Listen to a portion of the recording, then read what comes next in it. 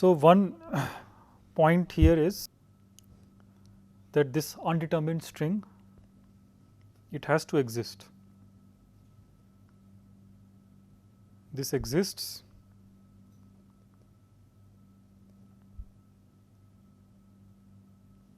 because we have carefully chosen the number of steps, one less than the number of strings.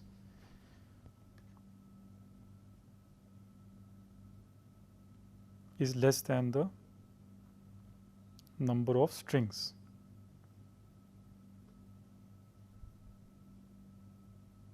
Okay, that's the simple reason. So, since number of steps is less than 2 raised to ni, mi could not possibly query all the strings of size ni, of length ni. So, there will always be, I mean, in step 1, there will always be some string which was not touched, which is still undetermined. Because to begin with, remember, all the strings were undetermined in 0, 1 ni, right. So, only step 1 is changing that scenario, growing the b in that space 0, 1 ni. Step 2 is not growing b. So, in step 3 there will always be a string that you will find, and that undetermined string you make it yes, a yes string, and so 1 to the ni also becomes a yes string for ub. And what have we achieved? So, through this, so this is an algorithmic definition of b. It is a iterative, recursive, you can call it, definition of b. Okay, it is being dynamically constructed, beginning from b equal to empty. So, the invariant is maintained that in ith stage MIB is not unable to solve UB. So, for all I, or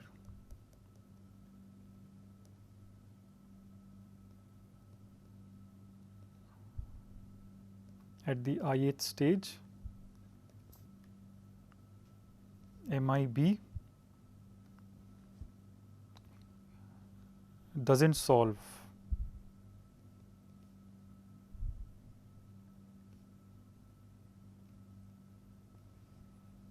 in 2 raised to n minus 1 time. Okay, so at the ith stage, whatever b definition is there, MI uses that part of the oracle, but is unable to solve UB, right, and that is ensured by this step 3 of the definition, because there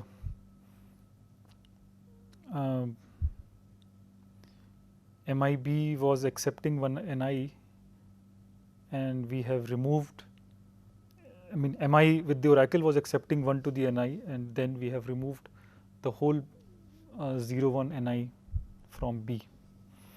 So, 1 to the ni becomes a no string. So, which means that MIB is inconsistent with UB and in these many steps.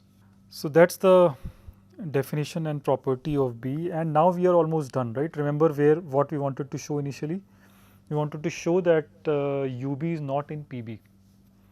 So, with this definition of B, in fact UB is not in PB. Why? So, that is just a formality to finish. We are almost done. So, now if UB is in PB, we consider a large J, a large descriptor J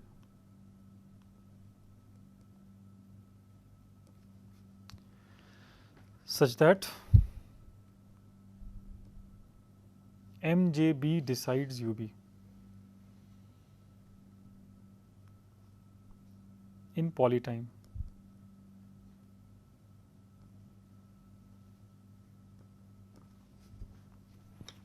right? So in polynomial in n time, n to the c time, for some constant c, uh, I mean there is a Turing machine, polynomial time Turing machine, right? Because you are assuming UB in PB. So that Turing machine, Oracle Turing machine, has infinitely many descriptors. So pick a large descriptor mj.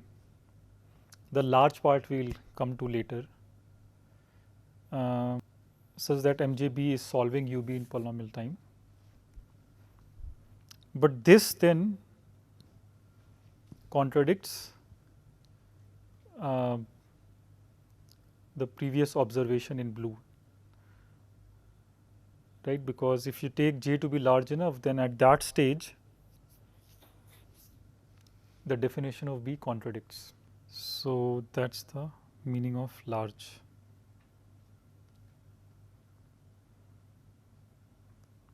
So this contradicts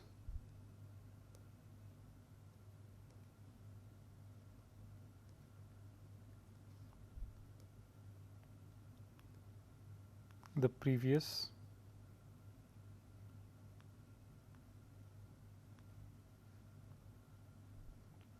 observation, or previous lower bound, I should say,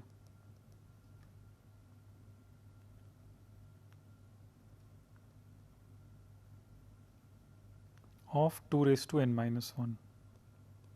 Okay, so here there is a Turing machine which is solving UB in polynomial time, but previously we have shown that it cannot happen even in 2 raised to n minus 1 time. So that means that mj cannot exist. UB cannot be in PB, which means that PB is not equal to NPB, right? So so we have shown that PA is NPA and PB is not NPB. Okay, that finishes Baker-Gill-Solvay theorem, which means that P not equal to NP proof, P not equal to NP can't be proved by just diagonalization techniques.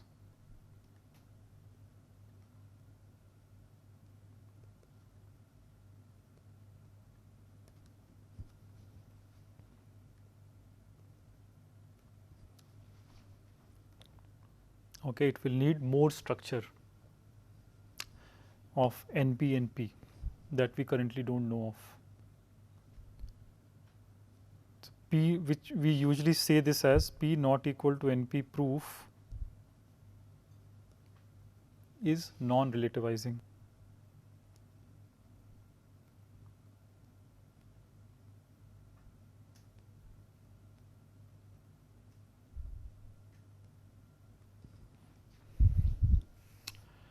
Okay, so that's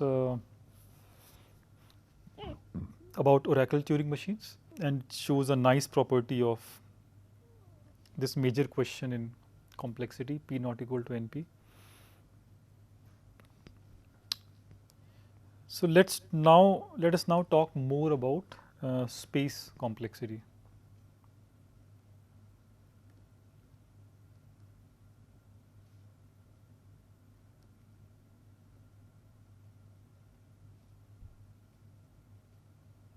So can we mix space with non-determinism, space with Oracle, and so on? Okay, that we have not yet studied properly. Let me define non-deterministic space for a function f. So these are the problems L for which there exists a non-deterministic Turing machine M that decides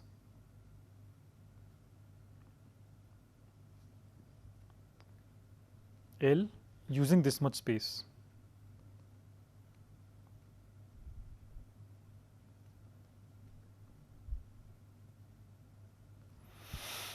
Okay, so instead of n time f, we are defining n space f. Okay, so our main resource is space. So f space, f of n space, n is the input size, and then we can define np space,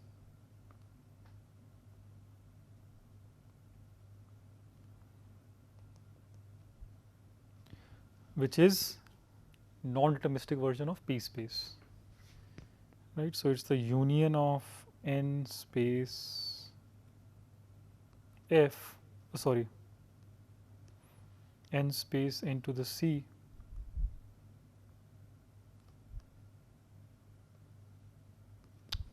for all c, right? So that is why polynomial, non-deterministic polynomial space. And immediate question is, how does it compare with p space?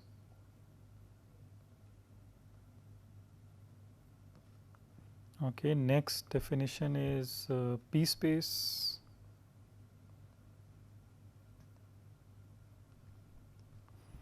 Oh, this I had not defined, I forgot. Okay, p space is defined with respect to space into the c. Okay, perhaps we have not seen space before. Okay, so p space is space into the c for all c.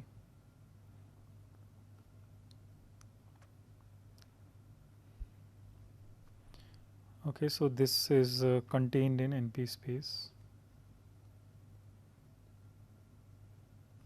Obviously, let me remove the previous thing. Yeah, so P space is all polynomial spaces union, and NP space is all non-deterministic polynomial spaces. That's that union. And then there are the minimum possible space of practical interest, which is log space. So NL is that class.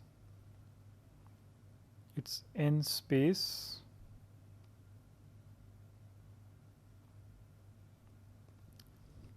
log n. Okay, and similarly L is space log n.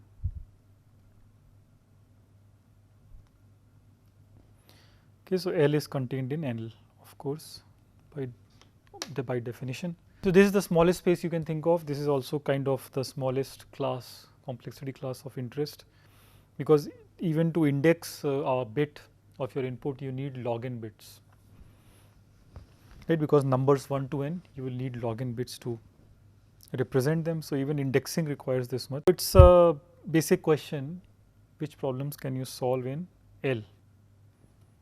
So example is addition, even multiplication,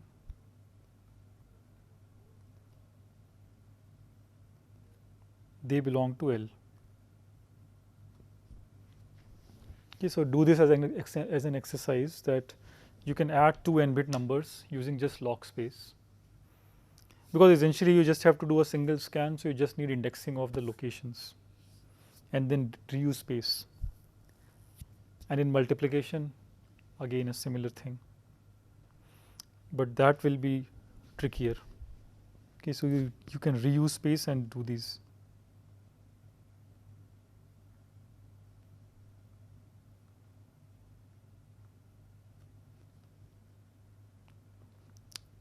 So there are non-trivial problems even in log space, and we'll see it more later. What happens if you use p space as an oracle on P and P? Again, something expected happens. So p raised to p space. Okay, if the hardest problem in P space is given as an oracle to P, then you can solve P space itself.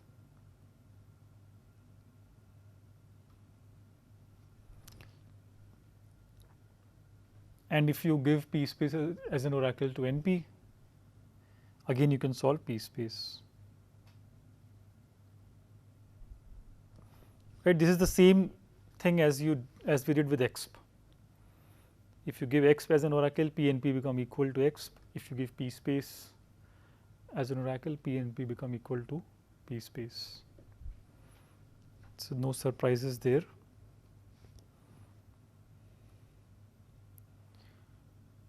Slightly more interesting proposition is the following.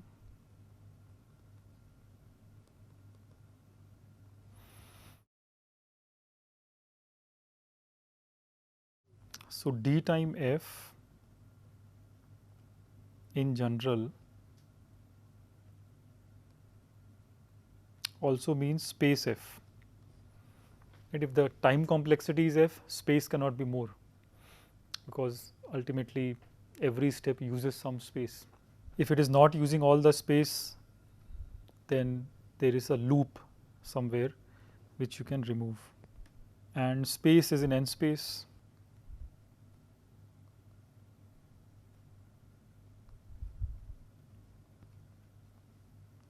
And n space is in d time, but exponential.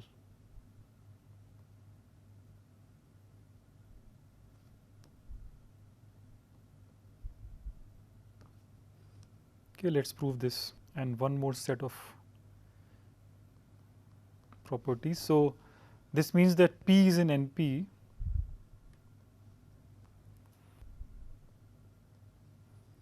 and NP is in P space. Okay, P space is in Exp. These are the simple properties we can now prove. So the observations you need are very few. As I said, one thing you have to show is Turing machine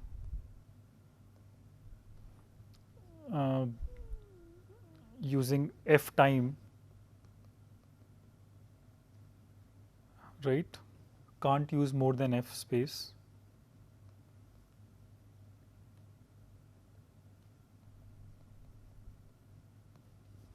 Because in every step it is doing something. I mean, in other words, if it uses more than f space, then those cells were traveled.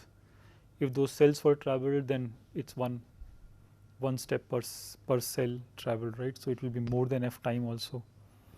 That's one observation. So d time is in space, then space is in n space trivially, then n space is in d time because Turing machine using f space has at most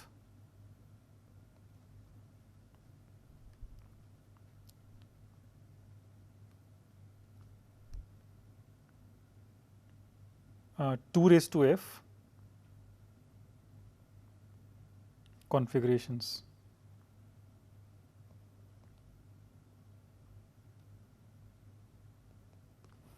Right, so think about this. The f space means that work tape has f used cells. So number of configurations for binary alphabet is something like 2 raised to f. In fact, alphabet, yeah, even if it is non-binary, then we just need here 2 raised to big O of f. Okay, so in f cells, number of configurations is 2 raised to big O of f, not more than that. So that's the maximum number of configurations, also accounting for state, head position and all that. So this is the maximum number of configurations that Turing machine has to handle. So that's the time upper bound, okay, which means that time is less than 2 raised to big O of f. That's how you get from n space f to d time 2 raised to big O of f. So more than this configurations,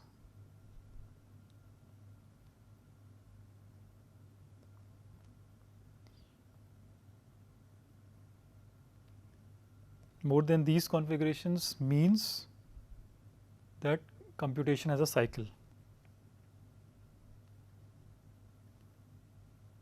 Makes the computation cyclic.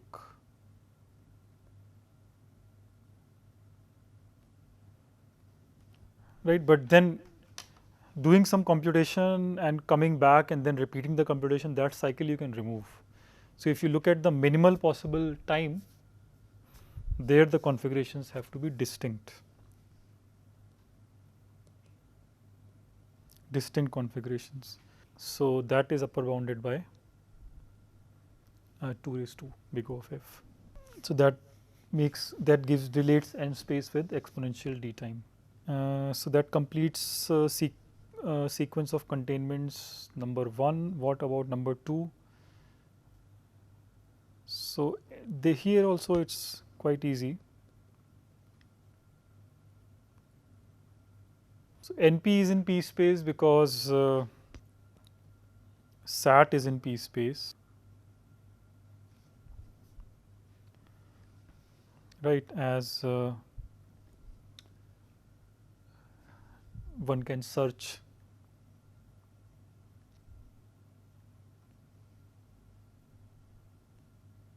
in 0, 1 to the n space, right? So SAT, you just have to find a satisfying assignment. So that just n bits, n length string. So you can go one string at a time. So it only requires space n, not more than that, and slightly more because of you have to store the formula, but it's just polynomial space. And yeah, P space is in X because of what we showed above. That implies P space is in X.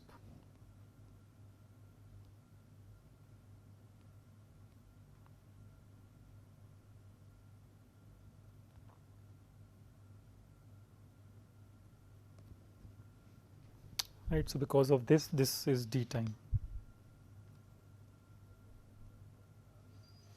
So taking the union, you will get P space in X. So those are the ideas that proves all these simple properties. And okay, so with these complexity classes and comparisons in mind, and I should also state here that many of these are open questions.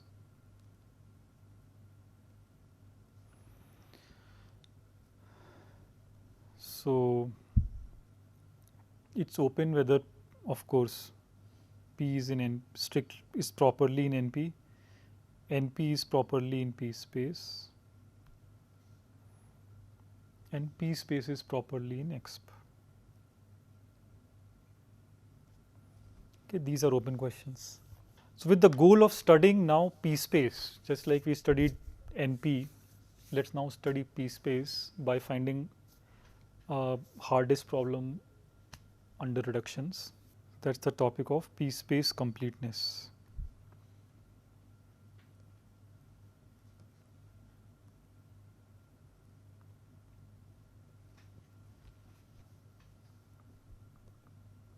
So when is a problem P space complete?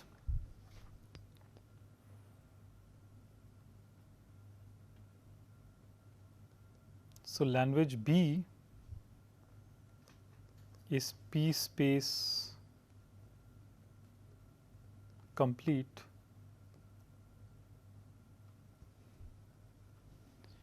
if P has to be in P space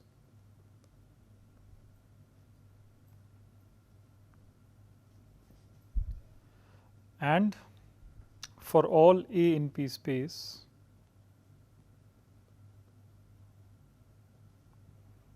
A should reduce to B in deterministic polynomial time. Okay, that's the notion of P space completeness. It's like NP completeness, but now we are inside a P space. But can you guess a problem that is actually P space complete? Right. So this also you can think of this as the definition of P space hard.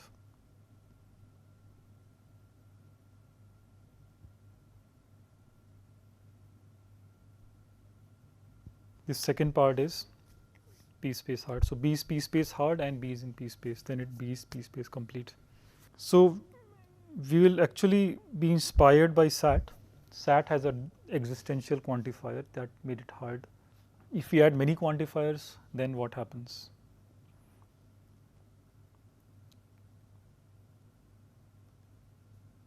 So we saw that there exists quantification or quantifier gave us an NP complete problem.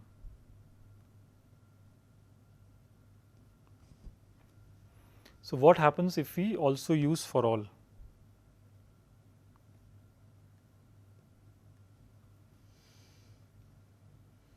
If we use many, there exists for all. Okay, use quantification on every variable. Some there exists, some for all. That is what will give you a very hard p space hard problem. So this I have mentioned during in the overview of the course, and let's define it here. It's called TQBF.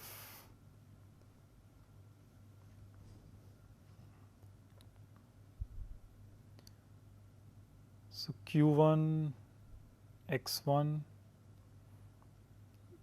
till Qn Xn. Okay, this acting on a Boolean formula phi. This is said to be a true quantified Boolean formula if Qi's are quantifiers